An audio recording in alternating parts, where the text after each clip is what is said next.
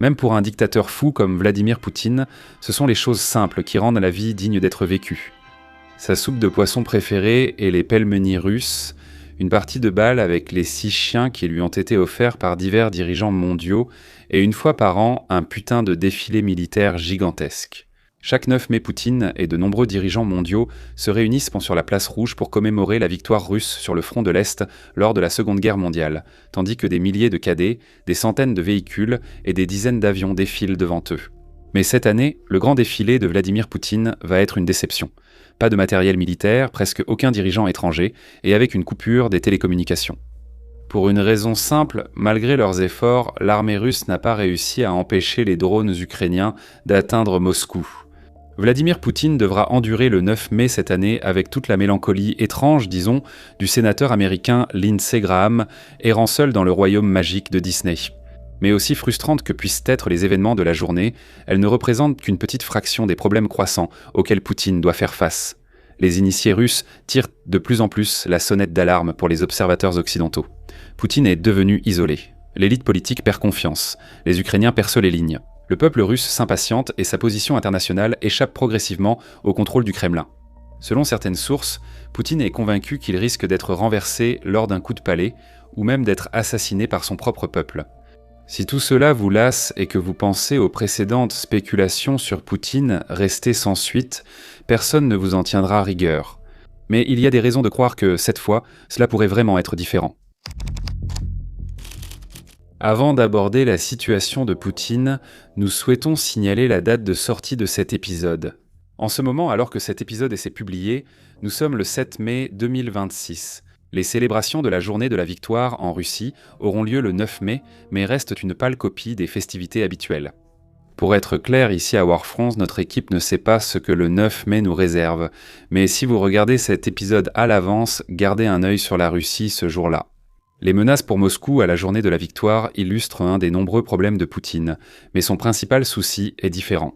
Selon plusieurs rapports de presse occidentaux, s'appuyant sur des sources russes, des médias russes en exil et des renseignements européens, l'élite russe ultra-riche commence à se diviser sur son soutien à la direction de Poutine. Les problèmes à l'origine de cette division couvant depuis un moment. Sanctions internationales, pressions diverses, morosité économique, manque de confiance envers les conseillers militaires de Poutine et la prise de décision, ainsi que d'autres facteurs. Mais les choses se sont vraiment intensifiées à la fin du mois de mars lorsqu'un avocat, un proche du Kremlin farouchement pro-Poutine, nommé Ilya Romeslo, a semblé craquer. Dans un long message sur Telegram intitulé « 5 raisons pour lesquelles j'ai cessé de soutenir Vladimir Poutine », Ilya Romeslo critique l'invasion de l'Ukraine par la Russie et dénonce les dégâts économiques infligés par le Kremlin à la Russie et à sa population, et condamne les restrictions croissantes sur Internet et les libertés numériques. Putain, je resterai loin des balcons, mon pote.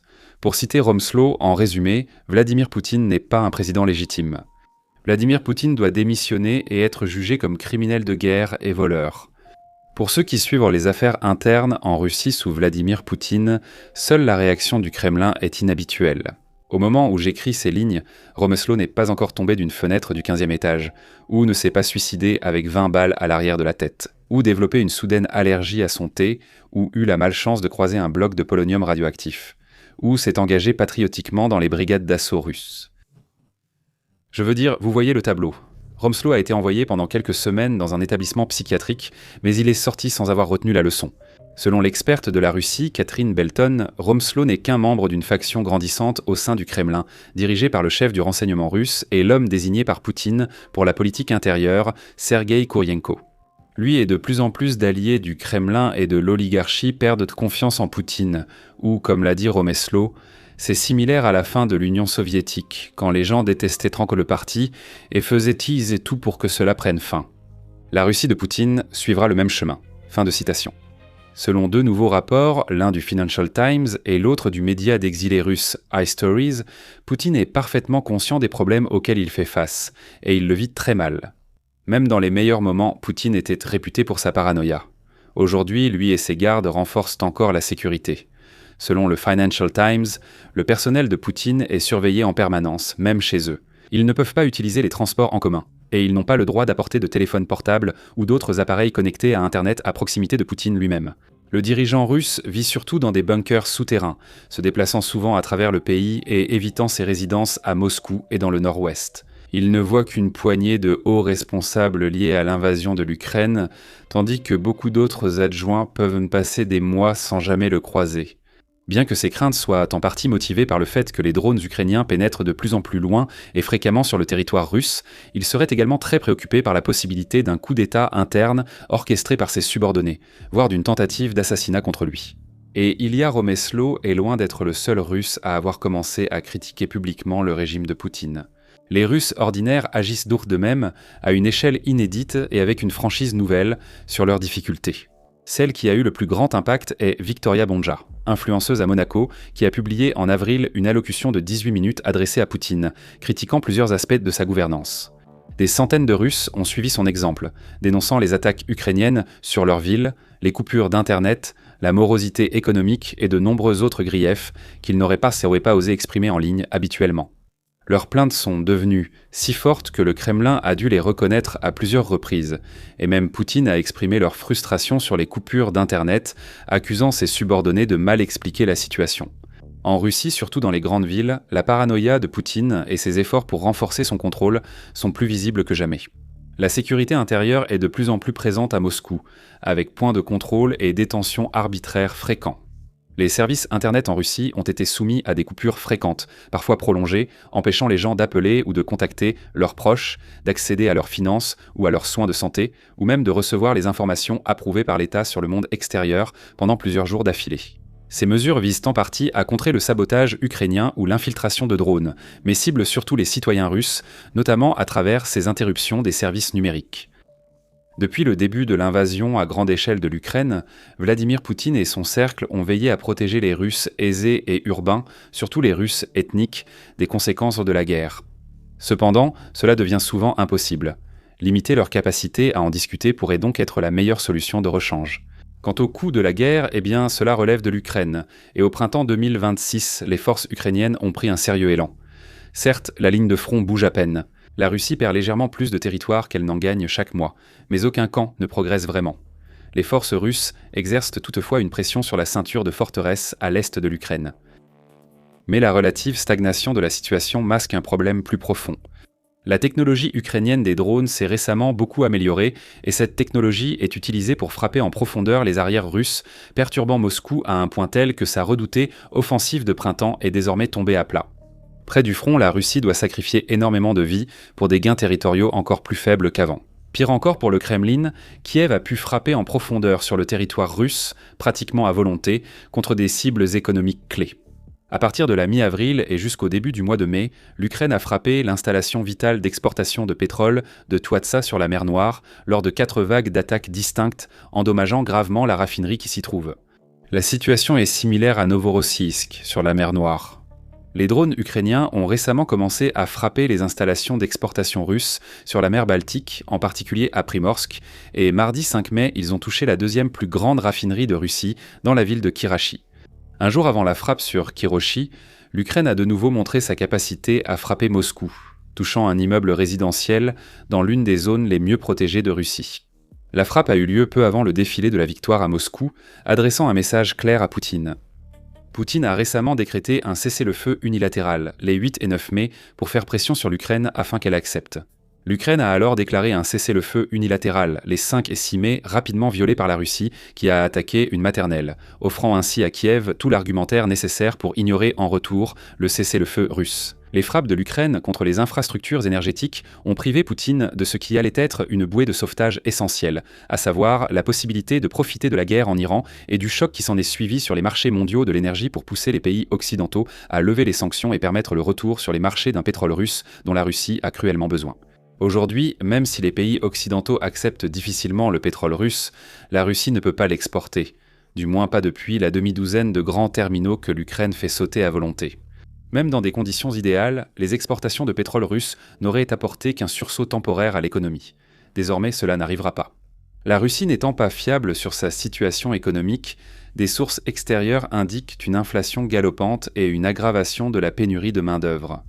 Dans une rare capitulation face à la colère publique, même les instituts de sondage officiels russes ont admis une chute rapide de la popularité de Poutine, avec près de 10 points perdus entre février et avril, selon l'agence de sondage d'État russe. Et à l'international, malgré toute la fanfaronnade habituelle, Poutine semble conscient que la position de la Russie se détériore rapidement. Selon le Financial Times, la capture par les États-Unis du président vénézuélien Nicolás Maduro a profondément marqué, poussant Poutine à reconsidérer ce que ses adversaires à l'étranger pourraient être capables de faire. Les alliés majeurs de la Russie font face à des crises existentielles ailleurs. Un blocus, un possible changement de régime américain à Cuba et une guerre totale au Moyen-Orient qui affaiblira l'Iran pour des décennies. Des nations autrefois plutôt favorables à la Russie, surtout dans le Golfe Persique, s'appuient désormais sur l'Ukraine pour se défendre contre un allié russe. En Europe, Poutine a perdu la possibilité de s'appuyer sur le dirigeant hongrois Viktor Orban, qui a été évincé de ses fonctions sans ménagement il y a quelques semaines. Même en Afrique, la situation empire. Après des années de soutien direct par ses paramilitaires, le Mali, allié de la Russie, a été dévasté par une série d'attaques coordonnées d'insurgés et le dirigeant du pays pourrait bientôt abandonner le soutien russe pour accueillir une alternative venant de la Turquie. La Chine demeure pour l'instant un partenaire, mais la Russie et la Chine savent qu'à long terme, la Russie n'est pas un allié clé pour la Chine. C'est au programme. Avant de parler de l'impact pour Vladimir Poutine, prenons un instant pour évoquer notre newsletter gratuite Warfronts, envoyée 2 fois par semaine. Chaque mardi et vendredi, nous informons nos abonnés des sujets qui évoluent rapidement que nous suivons dans le monde. L'actualité mondiale, les mises à jour sur les conflits, les changements géopolitiques, l'évolution de la défense et de la grande stratégie, et bien plus encore. Les abonnés à Warfronts Weekly connaissaient déjà cette histoire mardi, ainsi que les actualités sur l'Iran, le Mali, le Soudan, la Syrie, le Yémen, l'Allemagne, le Mexique, et plus encore. On vous donne de quoi vous occuper. Vous pouvez vous inscrire en utilisant le lien dans la description, ou vous pouvez vous rendre sur notre service d'abonnement Premium, front.co, pour vous inscrire et lire les éditions précédentes de la newsletter afin de découvrir d'autres articles d'experts que nous partageons gratuitement. La newsletter hebdomadaire Warfront, comme nous l'avons dit, est totalement gratuite. Et si vous souhaitez vous abonner à front.co, eh bien cela ne coûte que 5$ par mois ou 50$ par an. Cela nous aide aussi à préserver notre indépendance, élargir notre équipe et garder nos contenus gratuits via Warfront, Homefront, la newsletter, etc. Revenons à la crise de Vladimir Poutine. Cela amène naturellement la question suivante. Qu'est-ce qui va céder ? Quel est le principal point de rupture de Poutine dans ce moment de faiblesse ? Nous pourrions hasarder une hypothèse, mais en réalité nous pensons que ce ne sera pas aussi simple. Souvent dans ces discussions, analystes et observateurs cherchent la solution miracle, l'arme parfaite qui mettrait fin d'un coup à l'ère Poutine. Cependant, le monde réel est souvent plus complexe que cela. Même si le règne de Poutine prenait fin, par exemple par une crise cardiaque ou un garde du corps rebelle, beaucoup de dirigeants puissants ont déjà été renversés par une accumulation de problèmes qui interagissent de façon imprévisible. Une lutte de pouvoir au sein de l'élite ici coïncide avec une catastrophe naturelle ou une crise provinciale là-bas, à un moment où une guerre dure depuis trop longtemps, où l'inflation est trop élevée, ou encore où des troubles à l'étranger commencent à se propager sur le front intérieur. Plutôt qu'une solution miracle, ces dirigeants sont souvent renversés par quelque chose de relativement insignifiant ou par un problème déjà géré auparavant. C'est précisément ce type de menace que Vladimir Poutine semble affronter en ce moment. Nous ne sommes pas en 2023 avec un chef mercenaire rebelle, une menace unique et identifiable fonçant sur Moscou depuis le sud. Au lieu de cela, il y a tout simplement trop de facteurs en jeu, trop de choses qui tournent mal en même temps, et pourtant, même cela n'est pas unique. Poutine a déjà surmonté des situations où tout semblait s'effondrer autour de lui, et en est toujours sorti vainqueur. Mais à chaque fois, Poutine bénéficiait d'un atout clé, la confiance de l'élite, de l'armée et du peuple russe en sa capacité à s'en sortir. Cette fois, cela ne semble pas être le cas. Voici comment Tatiana Stanovaya, fondatrice de notre média politique, l'a expliqué sur X. Jusqu'à récemment, beaucoup pensaient que Poutine avait un plan, même si c'était juste de poursuivre la guerre. De plus en plus de doutes persistent sur l'existence d'un tel plan, qui pourrait entraîner la ruine politique ou physique de certains. Cette fois, le contrat social de Poutine avec la Russie a commencé à se déliter d'une manière que Poutine n'a jamais connue auparavant. Sous Poutine, la classe des oligarques russes s'est vue promettre une direction stable, des profits constants et la protection de l'État russe, à condition qu'ils restent à leur place et évitent la politique. Sous Poutine, les Russes ont eu une sécurité et une stabilité économique relative et un gouvernement peu intrusif tant qu'il ne s'occupait pas des affaires de l'État. Mais l'oligarchie russe et les gens ordinaires partout en Russie respectent leur part du contrat social. Ils évitent de gêner Poutine à propos de la guerre. Ils ont fait ce qu'on leur a demandé. Mais Poutine n'a pas tenu sa part du marché.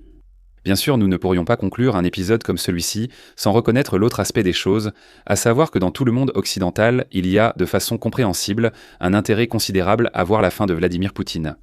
Il a mené une guerre dévastatrice et totalement injustifiée contre l'Ukraine. C'est un manipulateur machiavélique sur la scène mondiale, et pour l'instant, il semble intouchable.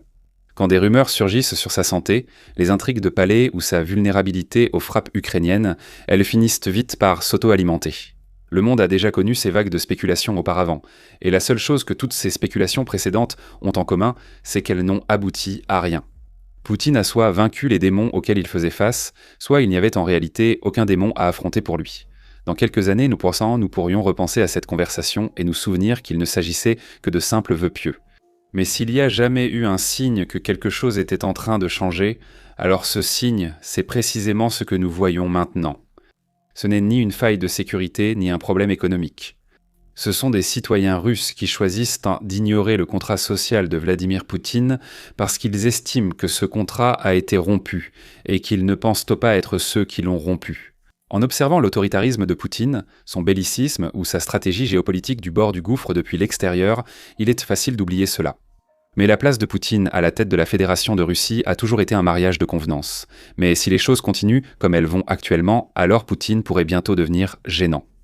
Et si cela arrive, alors il est impossible de dire à quelle vitesse la Russie pourrait l'écarter. Merci de votre attention.